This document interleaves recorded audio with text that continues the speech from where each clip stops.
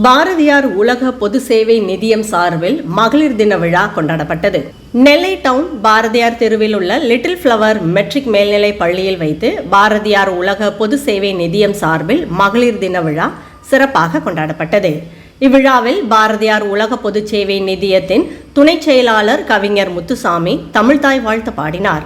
பொதுச் செயலாளர் முனைவர் கோ கணபதி சுப்பிரமணியன் வரவேற்புரை நிகழ்த்தினார். தலைவர் கல்வியாளர் திரு மரியசூசை தலைமையுரை நிகழ்த்தினார். திருநெல்வேலி நிரந்தர மக்கள் நீதிமன்றம் மாவட்ட நீதிபதி திருமதி சமீனா சிறப்பு விருந்தினராக கலந்து கொண்டு சிறப்புரையாற்றினார்.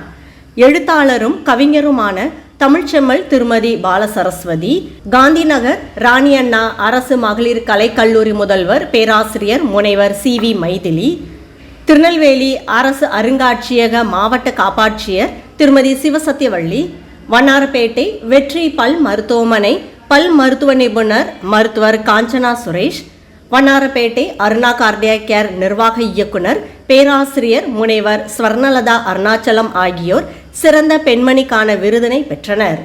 நிகழ்ச்சியின் நிறைவாக பாரதியார் உலக பொது சேவை நிதியத்தின் பொது நிதியாளர் கவிஞர் பாப்பாக்குடி இரா செல்வமணி நன்றி கூறினார். நடைபெற்ற அனைத்து நிகழ்ச்சிகளையும் தமிழ்நாடு அரசின் தூய தமிழ் பற்றாளர் விருதாளர் திரு செல்வ மாரிமுத்து தொகுத்து வழங்கினார்.